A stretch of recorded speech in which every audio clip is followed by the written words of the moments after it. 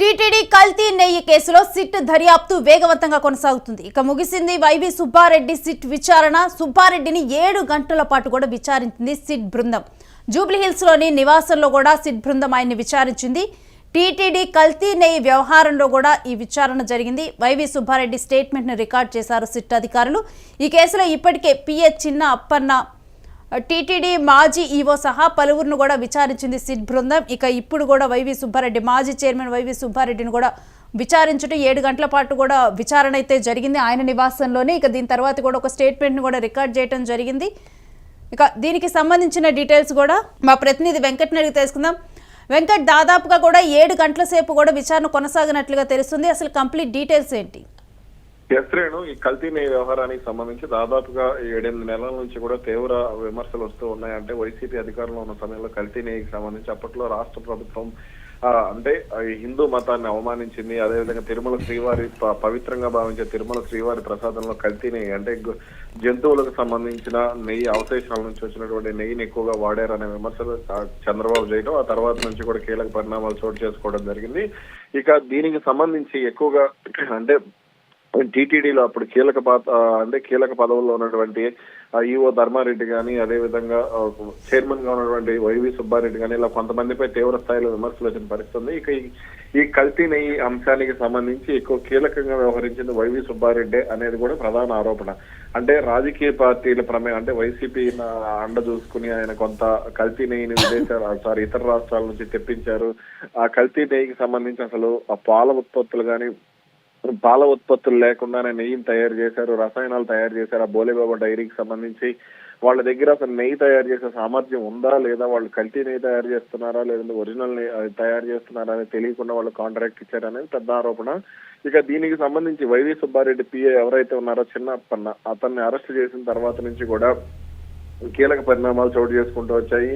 ఈ కేసులో వైవి సుబ్బారెడ్డిని కూడా అదుపులోకి తీసుకునే అవకాశం ఉంది అనే ప్రచారం కూడా పెద్ద ఎత్తున జరుగుతుంది. ఈ నేపథ్యంలోనే తాజాగా ఆయనను సిట్ అధికారులు విచారించారు. ఆయన నివాసంలో, హైదరాబాద్ లోని ఆయన నివాసంలో సిట్ అధికారులు దాదాపు 7 గంటల పాటు విచారించారు. జూబ్లీహిల్స్ లోని నివాసంలో దీనికి సంబంధించి పలు కీలక ప్రశ్నలు వేశారు. అసలు బోలేబాబా డైరీకి సంబంధించి కాంట్రాక్ట్ లో మీరెందుకు తలదూర్చాల్సి వచ్చింది, అసలు ఎందుకు నందిని నెయ్యిని కాదని ఆ నెయ్యిని మీరు ఎందుకు తీసుకోవాల్సి వచ్చింది అనే ప్రశ్నలతో పాటుగా దీనికి సంబంధించి ఇంకా ఎవరెవరి ప్రమేయం ఉంది అంటే ఇటీవల ధర్మారెడ్డి కూడా కొంత వైవి సుబ్బారెడ్డిని ఇరికించే విధంగా విచారణలో కొన్ని నిజాలు చెప్పారంటూ కూడా ప్రచారం జరిగింది.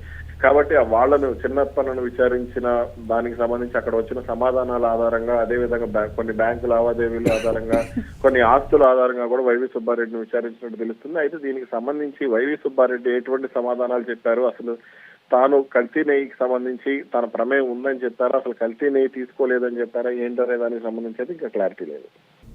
ఈ కేసులో అంటే 7 గంటల సేపు కూడా ఇటు తన స్టేట్మెంట్ ను కూడా రికార్డ్ చేసినట్లుగా తెలుస్తుంది. దీని తర్వాత ఇంకా పలువురిని విచారించనున్నట్లుగా మనం చూడాలా? ఖచ్చితంగా విచారిస్తారు. ఎందుకంటే ఇది చాలా పెద్ద ఇష్యూ. దీంట్లో సుప్రీంకోర్టు కూడా ఇన్వాల్వ్ అయింది, సిబిఐ అధికారులు కూడా ఇన్వాల్వ్ అయ్యారు. కాబట్టి ఖచ్చితంగా దీనికి సంబంధించి కొంతమంది కీలక వ్యక్తులను అయితే విచారించే అవకాశాలు స్పష్టంగా కనపడుతున్నాయి. దీంట్లో ఎవరెవరైతే ప్రమేయం ఉందో, అంటే రాజకీయ పార్టీలకు సంబంధించి ఎవరైనా ఆదేశాలు ఇచ్చారా లేదంటే ఎవరి ఒత్తిడైనా ఉందా, అలాగే టీటీడీ అధికారులు అంత గుడ్డితనంగా ఎలా వెళ్లారు అనేది కూడా ప్రధాన ప్రశ్న. ఇటీవల వచ్చినటువంటి కొన్ని విషయాలు చూస్తే చాలా ఆశ్చర్యకరంగా అనిపించింది.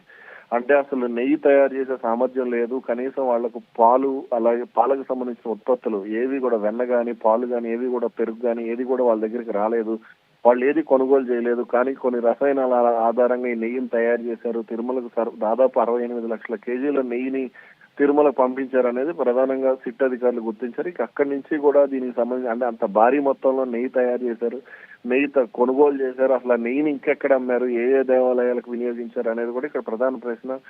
తిరుపతిలో అంటే చిత్తూరు జిల్లాతో పాటుగా ఆంధ్రప్రదేశ్ లో ఉన్నటువంటి దేవాలయాల్లో ఇంకెక్కడైనా నెయ్యిని వినియోగించారా అనే దానికి సంబంధించి కూడా ఇప్పుడు కూపీలాగే ప్రయత్నం అయితే జరుగుతుంది. ఇక దీనికి సంబంధించి త్వరలోనే మరికొంతమందికి అయితే నోటీసులు వెళ్లే అవకాశాలు కూడా స్పష్టంగా కనపడుతున్నాయి. Right, thanks for the details Venkat. ఇంకా టీటీడీ కల్తీ నెయ్యి వ్యవహారంలోనైతే ఇప్పటికే కొందరిని విచారించడం జరిగింది. ఇక ఈ రోజు కూడా వైవి సుబ్బారెడ్డిని కూడా సిట్ బృందం కూడా విచారించింది. 7 గంటల పాటు కూడా జూబ్లీహిల్స్లోని తన నివాసంలో కూడా సిట్ బృందం విచారించింది. ఇక టీటీడీ కల్తీ నెయ్యి విషయంలో కూడా పూర్తిగా కూడా విచారణ 7 గంటల పాటు కూడా దీనికి సంబంధించి ఆల్రెడీ కూడా గతంలో ఎవరినైతే విచారించారో వాళ్ళ స్టేట్మెంట్ ఆధారంగా కూడా వైవి సుబ్బారెడ్డిని విచారించారు. ఒక ప్రశ్నలు ఏర్పాటు చేసుకొని కూడా ఆ ప్రశ్నలన్నిటికీ కూడా సమాధానాలు తీసుకోవడం జరిగింది. ఇక వాటన్నిటిని కూడా స్టేట్మెంట్ రికార్డ్ చేశారు. ఇక దీని తర్వాత ఈ విచారణ తర్వాత మరికొంతమందికి కూడా నోటీసులు వెళ్ళనున్నట్లుగానైతే తెలుస్తుంది.